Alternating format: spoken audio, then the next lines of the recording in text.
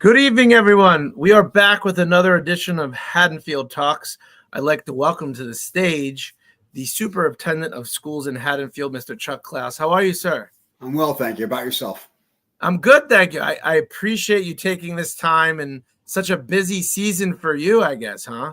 It is. This is it's one of those things where my year runs different than a typical school year, what people would think. And January is one of my busiest times. Ironically, like October is very easy for me, but January is a crazy time. But that's all right. Especially during a snowstorm, huh? You're up pretty late. You know, we might as well segue into that. I would love to hear, because there's so much intrigue. I've never actually pulled apart and done the anatomy of a superintendent, let alone the superintendent of Haddonfield, which is a pressure cooker, I'm sure. They all are, yeah. But so what happens when these storms come about? What is your day look? Who are you speaking with? Everyone and anyone. And so this was actually pretty easy. Yes, today was actually a pretty easy call, right? Because you had a long storm. It ended at a time it would be hard to clear the buildings, get them all ready to go. But I'm on text strings with my head of facilities, my grounds people. They're in touch with the public works, the Haddonfield, to talk about the work they're doing. I'm on two other text strings, the superintendents in the area. I've got 5 or 6 weather apps that all say different things. But so we sit and talk and try to figure it out. And today we just called a 2-hour delay. I think we just talked about that. People probably know by now. That's a little more challenging because it's not an obvious thing. But with the freezing overnight, and we want people to be there safe. And so one of the challenges is that if the borough is still plowing, our driveways might be blocked. We've all done that. We've shoveled our driveways and then had it blocked. But we've also lost a significant amount of parking in our schools because of the amount of snow. No. So our teachers need to have time to get there safely, find a place to park because their parking spot might be gone, and get in and get ready to start the day. So we just thought, safe side, let's call it a 2-hour delay tomorrow and make sure everyone gets there safe and we can have a good day. How does that? So I know you have to legally be in school for a set amount of days per year. 100. Oh, it's 108 days. Yes. So all of these delays and these missed days, they all get factored in, and how much can you actually feasibly push back in the? Well, you get out in June, I guess. We get out in June, right? Yeah, we're out in June. So we have 181 days scheduled on our calendar. So today's a free day, so we won't have to make this up. If we have any more days off for emergency closing, we eat into our spring break. Got it.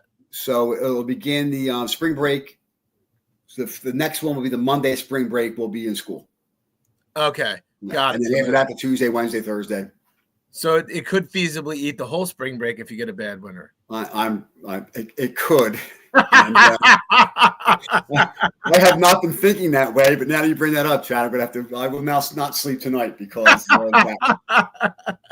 So the decision to do these things, you're literally talking to 20. I mean, it's a lot. It's a lot, and it's all day. And we started this conversation last Wednesday. Oh wow! Yeah, that makes sense. We start that, and we started as soon as we start getting the early ones in, and we have our facilities. Tim McFerrin's the head of our building and grounds, and he's great. And our team was out there yesterday. They got on site around 12 or 1 yesterday. They were there till 9. And then they went in today around 7 and worked until noon. And if we decided to go on time tomorrow, they'd be in at 4 tomorrow to make sure it's clean. So they do a great job. This was a very challenging for those of you who shoveled today. And I shouldn't be shoveling at my age, but I still shovel today. It was a hard shovel. Like yesterday was a lot of snow, and today they had the ice on it. So they even with the equipment, it's a challenge for them. But they do a great job. So. We'll be ready to go tomorrow. A little late. Kids get to sleep in. My son was thrilled. Yes, all the kids are thrilled. Yeah, I tell the kids when I meet, I go to classrooms, spend time with students, and when I meet with kids, superintendent, I try to talk about what I do as a job, and I said, I'm the guy who closes schools for snow days, and then I'm everyone's favorite. So tomorrow, I will make sure to go into schools tomorrow to walk around and see kids so they can thank me. But I also make them promise they go up and play in the snow. So if I call off school for snow, you're not going to play video games. You're going to go outside and play, right? And so I try to get them to do that. It's interesting. Now, how many students? It's funny. I look at Haddonfield. I came from the police chief and I actually went to the same high school. Okay. And not at the same years, but similar areas. And I came from a super small area. I graduated with 125 or 130 kids. All right. How many kids per class is Haddonfield now? Right around 200. It seems bigger though. I don't know why. Haddonfield seems larger, doesn't it? It feels because we're at a lot of grade levels. We're at max. So it feels bigger because we're packed. Yeah. But when I was principal, we never got more than 180 kids in a class, right? So now we're generally over 200, 210. So it has gotten bigger in the last half a decade. Yeah. When I first got here, we were 165, 170. So wow. it is growing. So it is a growing population. I mean, I guess there's only so much capacity too, right? I mean, and it's more so. I mean, middle school and high school, you can do some scheduling stuff and tweaks and stuff. But in the elementary school, with class max sizes at 25, I think Central Schools got like 4 spots. Right? That's how credit we are. And right now, excuse me, there are 50 students attending Elizabeth Haddon who either live in Tatum or Central sections of town. Wow. Because those 2 buildings are that crowded. Yeah, and it's funny, when you navigate this system as a parent, it is super nerve-wracking. Oh, yeah. Because I never understood, and my children are elementary, but you don't necessarily get the school closest to you physically because it all depends on capacity, right? Right. So ideally, if we were under capacity, you would basically be the closest school. Although there's areas where the map is a little quirky, where you might be a little bit further. But right now, because we're simply at capacity, we have students traveling past their school and their catchment to go to Elizabeth Haddon. Got it. Well, I got a lot of fun. It's funny, as we're talking, more and more things pop up in my head that I haven't even thought to ask you. But talk to us about your journey. So how did you become superintendent? What'd you do educationally? What was your experience? I almost have no idea how I became superintendent, to be honest with you. So I started off, I went to Boston University. I actually started off as Purdue as a freshman. I transferred to Boston University and I graduated from there. Wow. I had my master's from Wilmington University. I came to Haddonfield in 1993 as a wrestling coach. I was teaching somewhere else. Really? Yeah. And then in 94, I came here as a teacher. What'd you teach? English. English. Okay. Yes. Oh, that's my worst subject by far. That's too many commas, man. It's too many commas. I just put commas everywhere. Yeah. Well, if we want to debate the Oxford comma, we could do that for a while. Though most of the listeners want to do that. And then I became in 2011, I think it was 2009. I'm sorry, I became the assistant principal of high school. So they created a third. They used to have just 2 administrators. They created a third administrator, dean of students, and an assistant principal. I became the assistant principal of curriculum instruction. I was there for a couple of years, and then I went to Central School to become the principal there for 1 year. Okay. It had been the first time I had been in an elementary school since I was 11. Okay. But it was fascinating. I learned so much there. I will tell you this, that there is nothing in life that will prepare you for the first day of lunch for first graders. It was just, I was terrified. And then I had gone from the high school to there. And in that time, some people changed, things happened. And the high school principal, Mike Wilson, became the assistant superintendent, and they moved me to the high school principal.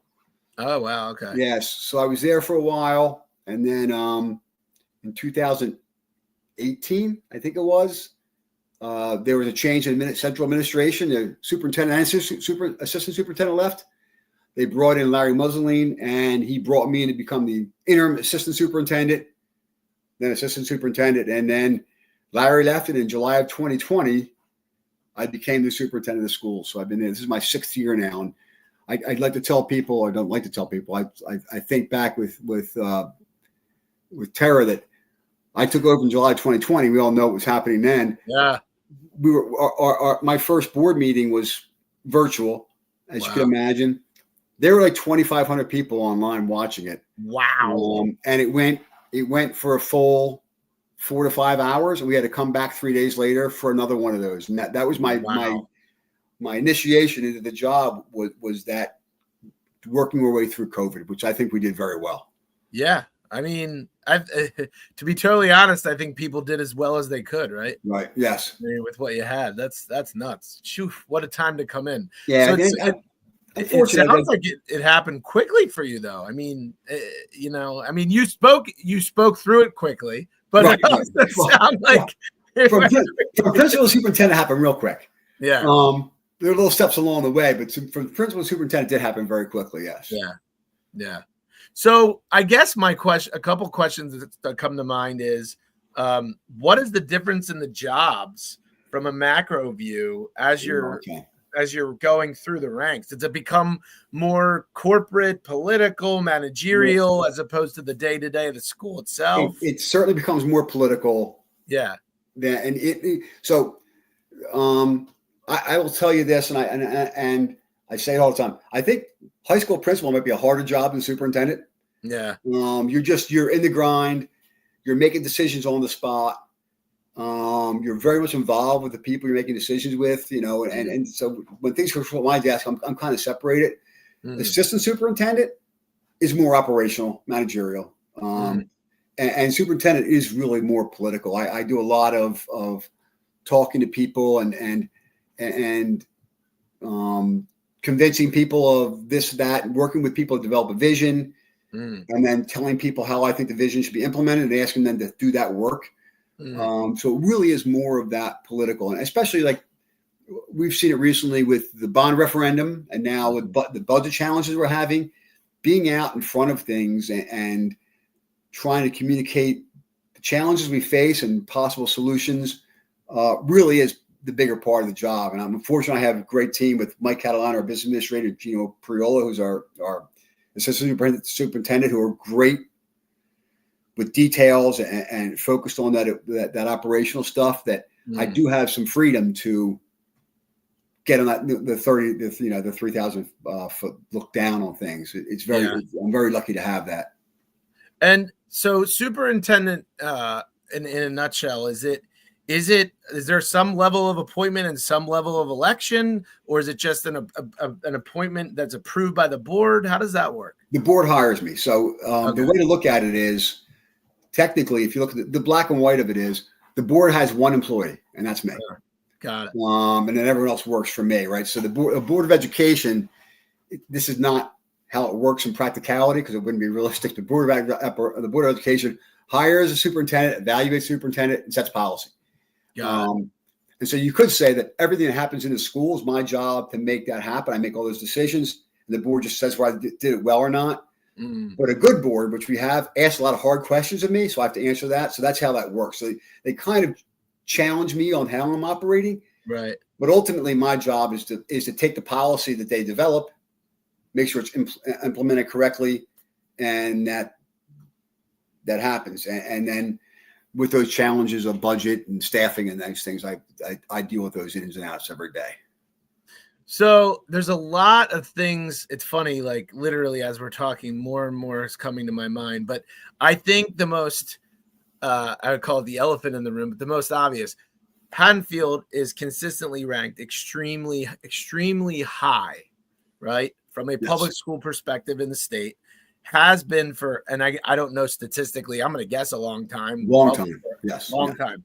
Why? Why is it ranked so high? Not because of Chuck, I can promise you that. I mean, if you want to give me credit, I'll take it, but I'm going to tell you that is not the actual finding. But with all due respect, Chuck, I mean, you're coming into a level of expectation, right? Correct. People move into this town because of the excellence of the academics, right, and they expect it to continue, right? And that's part of how we continue is the expectation. We have the ideal blend. We have students who come to school ready to work every day. First of all, we're dealing in a world now where the biggest challenge that school districts are facing is kids not coming to school. Our kids come to school, right? That I mean, number one. Our kids come to school prepared and ready to work. Is that worse than it's been in the past? Oh, significantly, yeah. Really? There's districts that are missing high percentage of students. Really? Yeah. And what is that? What are they attributing that to? They stopped coming during COVID and didn't return. I guess that's a big part of it.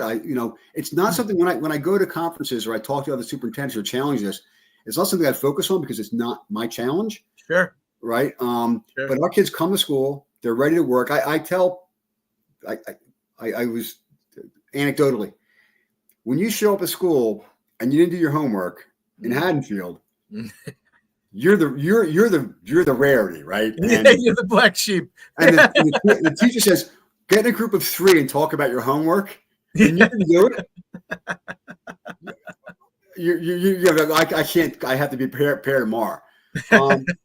And that's because the parents demand that, right? We have parents who care about education passionately, which is a huge key.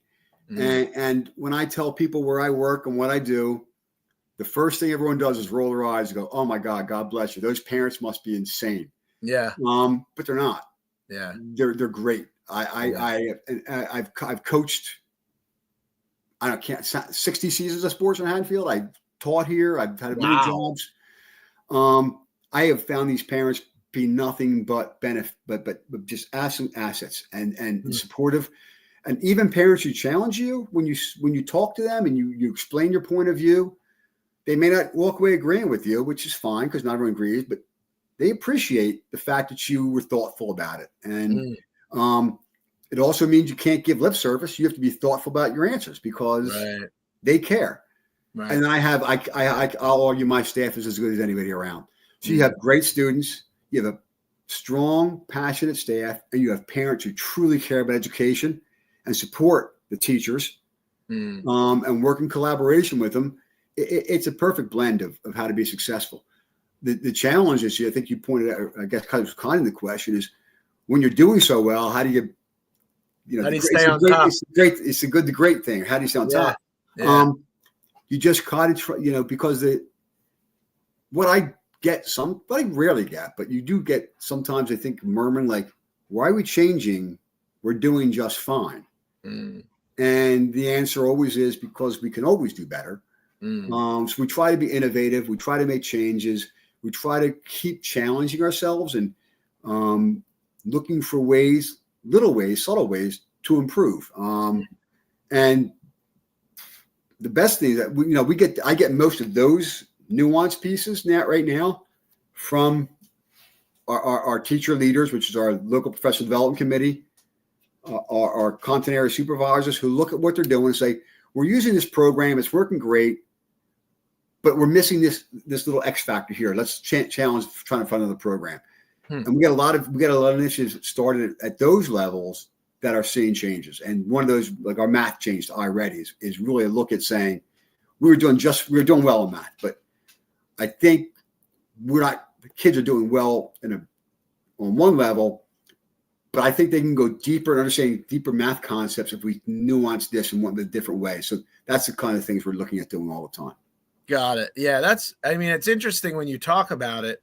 I guess you constantly have to be evolving and critiquing curriculum, especially as as generations change, right? And their types of learning. Because I'm going to tell you the truth, my son brings home that homework, man.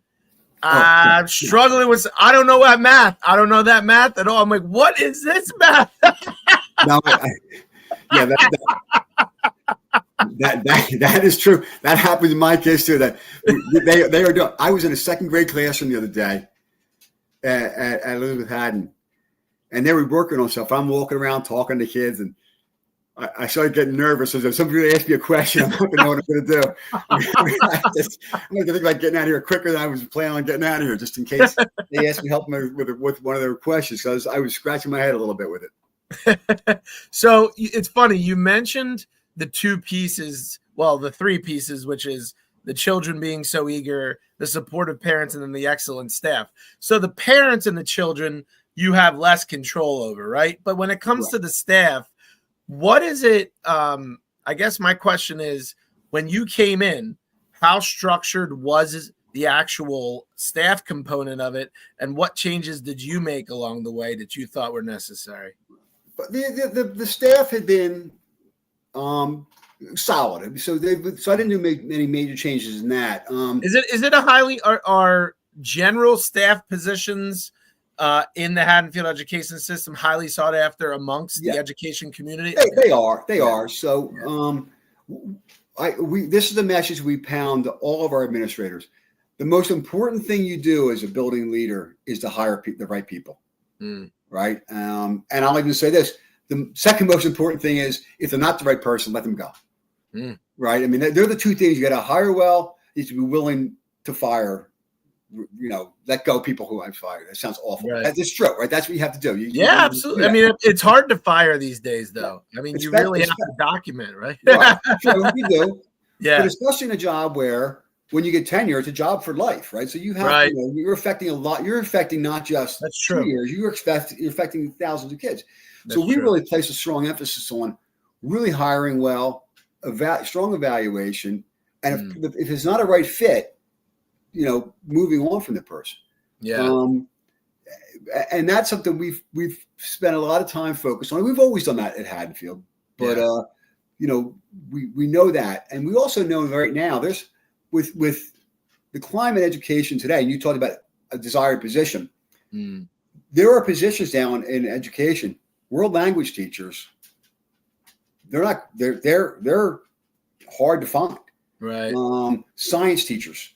You're going into you're a chemist or a physicist. You have a degree in physics. You're going to go teach for X when you can be in the industry making 3 times that. That's true. I never thought about that. We have hard to find positions. We'll call people. Yeah. We'll find out who's good in this job. And we'll call them up and say, hey, would you consider, applying to Haddonfield? Because we value excellent teaching. The other thing we do too is we'll hire experience. There's a lot of districts who, because of budgetary reasons, will only hire kids right out of college, which we hire a lot of kids right out of college, but we also know that there's going to be a time where we may have to say, hey, let's find that experienced person because we know the value of this position. We know the challenge of finding the right person. We'll budgetarily we'll take the hit, but we'll have to figure it out somewhere else because we want the best kids in front of our students. I mean, the number one factor for a kid's positive education is the adult standing in front of them every day. The number one effective thing for a building is the principal who stands in front of those teachers. These are all. It's not rocket science, but it's been documented through research too. Yeah. So they're the things that we really value. I'm in a people business. How much of that came from you, and how much of that was something you stepped into? Was that environment and culture there, or did you? It was there. It was there. I think I speak perfectly to that. That's who I am, and that's what I've always believed. So. Me walking in there, I didn't have to adopt that. If that wasn't the case, that's what I would have made it. Right. I think if you ask people who've known me for a long time, who've known me in my different roles, that's what I valued. I valued those peoples and those peoples. Gosh, goodness gracious, those people in those classrooms working with kids, and when I was in the classroom, that's what I always felt too. So that's it's my philosophy. It was the foundation of Haddonfield. I would say the one maybe different thing that my predecessor Larry kind of took over, and I really believe I've strengthened is in education. Even though it's a people business and it's a relationship business, we tend to silo ourselves. I sit in my classroom, you sit in your classroom. I teach my kids, you teach your kids, and even more so, we have 3 elementary schools and a middle, and so really trying to break down that silo and have people talk across classrooms and across buildings. I took 2 elementary school teachers on a tour of the high school last week to kind of say, you start up, this is the foundation you build. Let's see what that looks like 8 years after you build it when they're walking around. And I'll take high school teachers and go down and do the same thing so they can see where the foundation's made. That's a cool idea. Yeah. It's a K-12 system. And we need to know what's happening everywhere else. Along those same lines, 4 years ago, 3 years ago at a board meeting, so a person made a public comment about the music program, how it was suffering. And she was right. So we went a deep dive, and what we realized is that we had 3 music programs. We had a K-5 program, a 6-8 program, a 9-12 program. Tore it down. We now have a K-12 program. It was disjointed. Yeah, it was disjointed, and now it's not, and now it's growing. And I think the middle school is going to Hershey Park with their band. It's like half the school, 3/4 of the school. It's cool. It was really real nice success story. But it was breaking down those silos and becoming a K-12 span. And that's something I really believe strongly about. I've been trying to get make sure that's in place. Interesting, really interesting. And so I'm curious. We talked about a lot of the things that Haddonfield does well. What do you think are the things that, I don't know if I should say challenges or things that you don't do that well that you'd like to see do better? Wow. I should have been prepared for. I should have thought that question was coming. It's always one of those things. I'm pretty good, Chuck. Yeah. I think that I would go back to maybe not do well, but always the area of improvement. I mean, I'm passionate. We need to be. We're good writers. We will be better writers. I'm loving to see. We now use framing your thoughts in our elementary school district and our elementary buildings, which is diagramming sentences. I mean, I'm sounding old school as an old school Catholic school boy. You're not. You want to know something? Why, Chuck? I'm going to tell you why. My normal follow up to this is going to be your opinion on technology and what it's done and how much I say good and bad it's done. Right. Yeah. So I think we're getting stronger at that, which is an area. I mean, pendulum swing, right? And so we get caught in that pendulum swing. So I think that's an area where we're getting good on getting better at things. The governor just signed. We're going back to cursive writing. Yeah. Not Chuck's choice, but I'm glad we're doing it. Right? That's one of those things, right? It's like we're caught up in these things, and sometimes it helps to have a little push to do this. I have to laugh. Have you seen Billy Madison? I have not. I know I've seen clips of it. I haven't seen this from beginning to end, but I've seen clips of it. It's the premise of the film is that he has to go back to school and start from first grade and work his way through to take over his father's company. And I think it's either a 3rd or 4th grade, and he gets the cursive writing. And the teacher asked him to write it was Rizzuto was the ball player and had 2 Z's, and he struggled tremendously with the cursive. I can see that for sure. Yeah. Oh my God. I think we need. There's areas like I think we need to expand it in our. One of the things that we are so academically focused that if you're a child in our town and you don't have an inclination to academics, we don't have much for you. Yeah, and that's a shame. Yeah, I mean, I have my one son builds planes for Boeing. I mean, he's a hands-on guy, right? And so he went to Haddonfield and he did all right there. He did well there, but we couldn't fulfill his desires there. We don't have a wood shop. All those things that have gone away with time, we've gone away quicker and more distantly than other school districts around us. And I think that's an area where we don't have enough. That is a phenomenal point, and I'll tell you why. I don't know how much you follow the trends economically, educationally, outside of the areas you're in, but the trades themselves. So if you look at private equity now, their largest investment has actually become into small family-owned trade businesses, electricians, plumbing. It's amazing how profitable these things have become because there's so few of them left. Right. I mean, I've had conversations with former students who are now welders and doing great. Amazing. You talk about the small family business. I taught a local plumber in town who's got, you see his trucks all around. I'm not sure I can can give a plug to you can give his plug. I know everyone knows who he is anyway. Yeah, I taught Chaz when he was a senior in high school. Yeah, and I mean, he's doing great because he found that niche in his life. Yeah, and we didn't have that for Chaz when he was in high school, right? We had books. Yeah, and books are great. You know, I'm an academic guy, but that's probably our greatest weakness is we don't have that in our thing, or probably my flaw, a plan for it right now. Yeah. You know, those programs take space, are expensive, and you know, we scratch our head and say, how can we do it? And we don't have an answer for that. But that's a weakness we have for sure. What's the connection?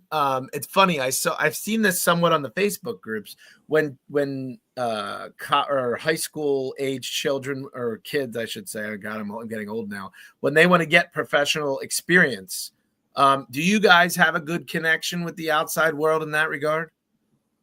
Postgraduate, or well, even as they get like towards the end, like I guess, do you call them internships, externships? What do you guys call it? We do not have a great deal of externships now. Okay. Another, you know, we try to align some people when we can. You know, we have what's called a concentration of studies, where if you want to look at medicine, you take certain courses. We try to get you an externship. You work with an externship, and you get a certification for that. But that's a place where we used to have that, and in our business department, and that went away as when managing personal finance became a requirement for every student to take.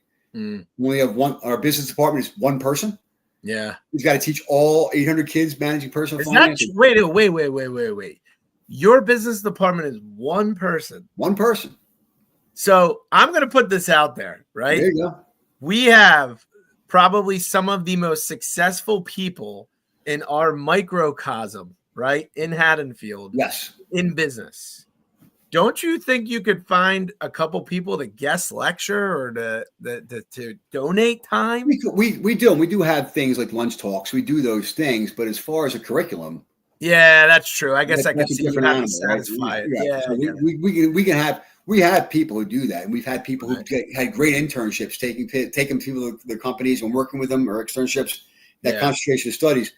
But as far as having someone job place and manage, that program died, 20 years ago. Wow. Yeah. Because. Oh, look at this, Chuck. Chuck, I got a surprise for you. What's that? Chaz just gave you a shout out, buddy. He says this is in real time. He said you helped him immensely, and Haddonfield is lucky to have you. Well, it's very kind, Chaz. He also said that I'm all right too, so I appreciate that, Chaz. There you go.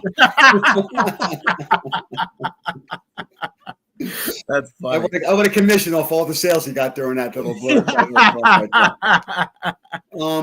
But part of the reason why that program went away was most of those placements in those traditional programs are they were in retail and those type of things, and a lot of Haddonfield kids didn't have an interest in that. They were thinking management type of stuff. Got it. And so you didn't have a lot of kids signing up for the courses. So it started dying that way. And then once again, you know, it went. I think maybe it was 20 years, maybe it was 10 years ago. But then management of personal finance came in, and every kid had to take that as a graduation requirement. Yeah, that kind of filled that schedule. You're spending hours teaching, you know, with one or two kids in these placements versus the 50 kids or 100 kids to get through managing personal finance. That became a practicality of the budget. Yeah, that makes sense. Yeah, I mean, I guess that's the tough part is while you're trying to, you know, cater to everyone's desires and interests, you still have to hit your hours and curriculum for them to legally graduate. So I hit the $1 billion lottery a couple of weeks ago. Who knows? We would have a whole bunch of stuff in Haddonfield we don't have right now. That's true. That's valid. You know, it's funny. People are very quick to judge without thinking about how difficult it is just to meet. I mean, you, in addition to making everyone happy, you have a job that you actually objectively have to do, right? Yeah. and there's requirements. There's requirements the kids have to get X number of credits in this, Y, and that, and Z and that. Yeah. And, you know, in a school district with which is we're average size, group 2, we're decent size, but our fine and practical our fine arts department is large, but our practical arts department is kind of small, but all those kids still need the credit. So we have to have programs that can not just meet those credit demands, but also handle large groups of students. Right. If we put in a TV production studio, which would be very expensive, but you might only get 40, 50 kids a year interested in that, right? Right. Foods and nutrition, there's 200 kids. So we're able to there's a scale in that. We need to be able to process 200 kids through our practical arts, not 40 or 50. Otherwise, sense. Kids can't graduate high school. That makes sense. And how often are you guys doing what we call, like, I guess, the exploratory part and looking at new stuff? Is that all the time? Yeah, constantly? All the time. So we're looking at it all the time, and right now our graphics department. So we have our 2 art classes, and then we have a third, which is kind of a design graphics, computer graphics thing. That is evolving constantly as kids' interests grow in design versus digital photography. So it's always growing with what the kids, and the courses are almost set up like you sign up for the course and then you figure out what the course is going to be as you go through, because it's kind of made to kind of do that. And so that those courses change every other year. And so we're always looking at that type of stuff. One of the challenges with wholesale changes are budgets, right? So if we wanted to put in a wood shop, which we don't have space for, but if we did, that's $1 million investment. Yeah. Just in equipment, right? And then try to find a wood shop teacher is B. But as you start looking at some of those programs, just to be able to put into play what it would take to be able to, the foundation for it is really tough. Yeah. You never think about that. You always just think, why don't you just do it? But you don't think of that, everything else involved. It's interesting. I want to ask you a broader question. What do you think on an average, and I'm going to go high school now. Right. What's the pressure like nowadays on an average Haddonfield student? It's immense. It has been for a long time. It is. When I became principal in 2012, maybe whatever it was, one of my goals was to take some of the pressure off the kids, or whatever phrasing I was. It was the wrong goal. The goal really should have been how do you have them deal with the pressure better, right? Because I could take a lot of pressure off kids, and then all of a sudden we're not getting into schools we're getting into, and it's just not the same school. Test scores start dropping and this and that. Right. But there's all kinds of pressure. I use this analogy all the time, so people, if anyone's watching, you've heard me talk before, they're going to roll their eyes at it. But as an English teacher, there's a short story called The Rocking Horse Winner, and the quick synopsis of it: kid families needs money. Kid rides his rocking horse and he hears a walls whisper. That's the whole thing, and he rides harder. And the harder he rides, the more they come into money different ways. And he rides so hard he dies. It's a sad story, but like I said, the walls of that high school whisper. It is very competitive. It's competitive against everyone else. It's competitive against each other. It is really a pressure cooker place, and it affects a lot of kids not in a positive way. There's that metal hardens metal, but there's also sometimes it's too much pressure. But it is a building expectations. I actually did a survey of the parents, the teachers, and the kids. This I don't have the exact numbers, and it's an old survey because I was principal. But everyone agreed there's a lot of pressure. Yeah. And the teacher said the parents cause the pressure. The parents said the teachers cause the pressure, and the kids said all of us cause the pressure. Right? The parents and teachers and us. But there's no doubt that is a place where expectations are set high. And as I say, when you show up to school without your homework done, that's a rarity. But you know what you're saying to me, Chuck, that's interesting? It's not institutional, right? You guys aren't literally pulling out the whips. It's more social. It's more cultural than it is. It is. Yeah. but we the parents own part of the pressure. We own part of the pressure. The students own part of the pressure. Right. It is, but it's also, if we go back to what made the schools great, right? It's expectations, right? And the expectations are high from all three. Right. There are school districts where they don't give homework anymore, right? That's sad to say, but yeah. Although my students wouldn't say that, they would say, "I want to go there." But so that's that. There is pressure at the high school. It's a real thing. And then sports. Let's talk about sports for a minute. Okay. I mean, tell me if I'm wrong. I'm going to give a broad stroke. If you're not at least above average, is it tough to even get on a team? Well, we up until 2 years ago, we had a no cup policy for everything except for basketball and golf. I didn't know that. Yeah. Oh, really? For basketball, there's only so many seats you can put in the gym. And for golf, there's only so many people who can put on the course. But is golf huge? Is golf huge? Like it is big. It is big, but you can only have so many kids on the team because we play on Tavistock. You only get 10 tee times a week. Yeah, that makes sense. Right? That's a factor there. But I mean, 85% of our kids participate in sports, maybe 83, 85. And then how does that compare to most schools? That's most are 50 or fewer. I mean, it's and if you take all extracurriculars, we're above 90%, which is freakish. Wow. So you can be on teams, but our teams exceed. I mean, we've won hundreds. Since 2000, we've won 125 state championships or some number like that. I wish I had the numbers off the top of my head. It might even be higher than that. Yeah. And they're teams that are. I mean, we have some of the best coaches I've ever seen. Yeah. And not just because they win, because of the way they treat kids and the way lessons kids learn from it. Yeah. So and I would say that for the most, like our girls track team or some of our track teams, they have 80, 90 kids on it. Every kid feels valued there. Yeah. And then they're winning state championships. Yeah. So if I understand what you're saying, regardless of skill level, being a part of the team, understanding, team development and there's value to be had even if you're not the star.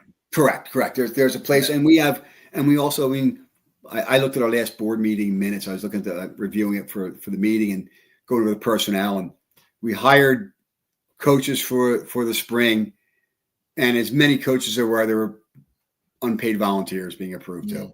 And that is key to being able, everyone fits in because people care about the teams and they're there with them. If it was only the hired coaches and you had 80 kids on your track team, there's kids who are going to feel missed. But when you have the 4 paid coaches and 6 volunteer coaches, everyone finds someone they can connect with. Yeah. Our sports program and our extracurricular programs, I think we were just named in niche the #1 public sports school in the state. I saw that. Yeah. Yeah. So it's another place where high expectations, professionalism, kids coming, ready to work, willing to work, wanting to work, and it doesn't help. It doesn't hurt that, the parents are there in the stand supporting them, and the parents are there, supporting the booster clubs, which do a great job, and all that stuff. So it's the same formula. Yeah. Yeah. I mean, it's so funny when I'm listening to you talk though, because you're very much a friendly, laid back, like I can tell it's really that you're taking on, I mean, this is legacy at Haddonfield.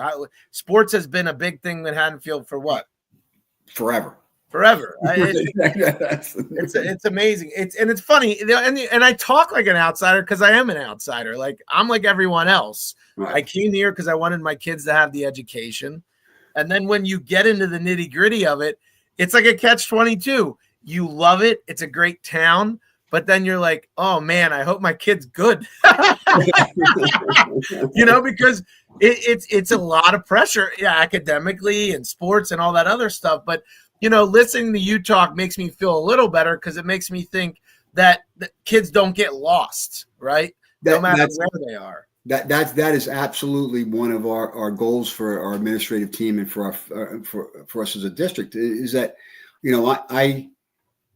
I do worry about if you ask me what I worry about with kids. You didn't ask me that, but I'm going to throw the question out there. Yeah. And there's every district, every level, but there's going to be your high flying, great kids, everything, right? The top 20% or whatever, they're going to be great. Yeah. And your bottom 20% or 30%, they're identified. They get extra attention for their special needs or this and that, the other thing. But there's kids that go to school, who the phrase I use is they succeed out of obligation. They come to school every day. Their homework's done. They are polite, and they get their 89, they get their 85, and they go through, and they're just fine. Right. And sometimes I wonder how many of them could be great if we could tap into them being more than just fine. You know what I mean? It's like I look at kids who, when I was a teacher and when I was a principal, and I talked to my high school principal, I talked to my principals all the time, like, are we missing opportunities to inspire kids beyond just being a student? And when we talk about that stuff with the trades, where we don't have that opportunity, if we had that opportunity, some of those kids who are succeeding out of obligation might find a huge spark. And absolutely, yeah. I think we see that the most with our fine arts programs, where we find kids who they go through school and they're doing great, and then all of a sudden they get into that art class, they get into that music program, and they really fly high there. And that's one of the things that I do sit up and I say, are we missing some of these kids? And I've been working with my middle school and high school principals, because that's really starts to see the diversion of that a little bit more on how we can identify those. And we're out looking for, you talk about looking for curricular programs. We're out looking for ways, other places where they find this, and they try to say, how do we make sure everyone is tapped to their fullest? And sometimes the answer is they don't want to be, right? They're very happy. Some of those kids who I'm talking about right now, they're like, that sounds like a perfect life to me. Yeah. And leave me alone. I want to be this way, right? That's fine. Yeah. But for my job is to worry, what if we missed that kid who we could have inspired greater than we did inspire them? Well, and I think there's something to say too about the fact that the extremes aren't always the necessarily most successful either. I mean, correct.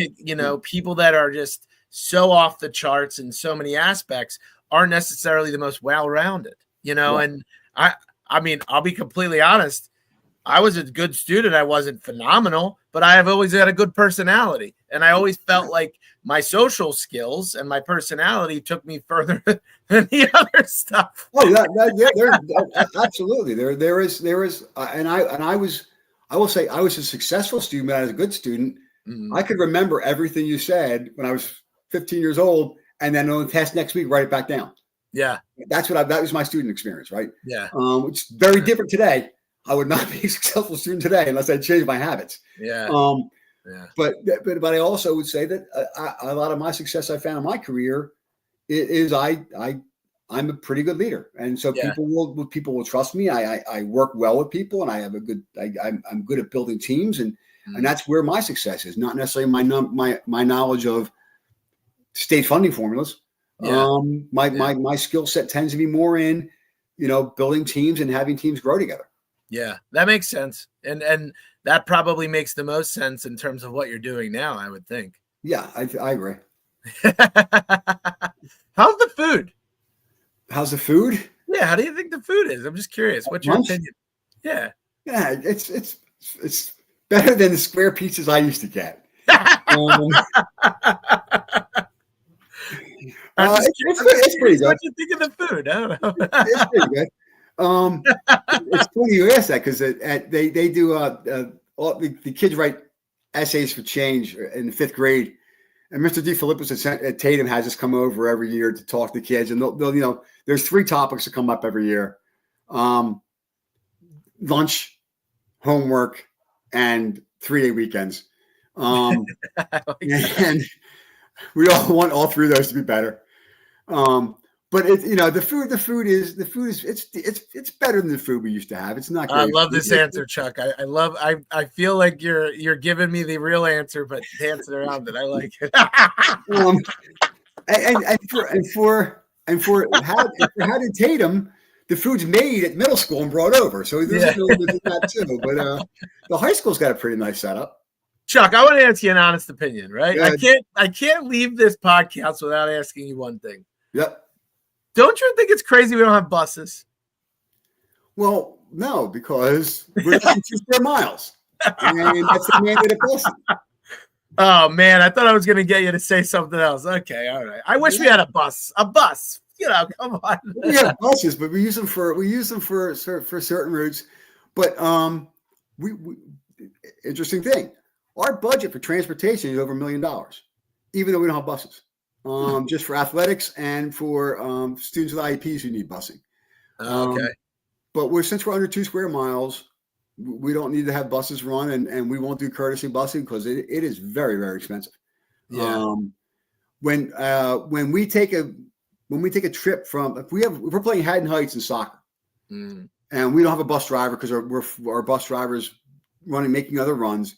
We have to go to the people we contract with to run that soccer team to Haddon Heights, watch them play soccer and come back, $550. Wow. Wow is right. And we have a lot of sports teams. And so that's why our buses, as we attack our budget, that's one of the areas we're trying to look at. How can we be more creative with that? Because you said we don't have buses, but we spend $1 million in buses. And well, that's all I see. Then I don't have a bus for my kid. All right, and I'm going to get you with one other. I walk to school. I live further away from my office than anyone in town lives, and I still. Do you walk? And you walk all the way? Yeah. Yep. Wow. All right. God bless you, man. Yeah. All right. So the full day kindergarten. What do you think? We'll have it in place, or hope. No, were you happy about it? I'm happy about it. I'm thrilled about it. That was one of my goals. That's one of my goals when I got in. Was to do that. I think it was. I think I used the word. I used it when I was running for embarrassing. The fact that we don't have it right now. Yeah. It really is. It is disservice to those students, and I'm excited we're getting it. I wish I could have it happen today. We're on track. We're hoping to have it 27, 28. Construction is going to be a big part of that. If not, we'll definitely by 28, 29. I'm looking forward to it. I can't wait to be there the first day when it happens and meet the kids coming in. You look back on your career, you say, you retire, what are things you're happy about? That'll be one of the things I'll look at and say, I'm really glad I did that because I think that's cool. What we really need it. Yeah, that's really cool. No, that's really, it's funny. You just segued in. So how much gas do you have left in the tank? Oh, I don't know. I'm young. I'm 62. I'll be, so I still have some more time left. I mean, my contract's up in June, but the board's talking about a new one. So we'll find out next couple of months if they really want me or not.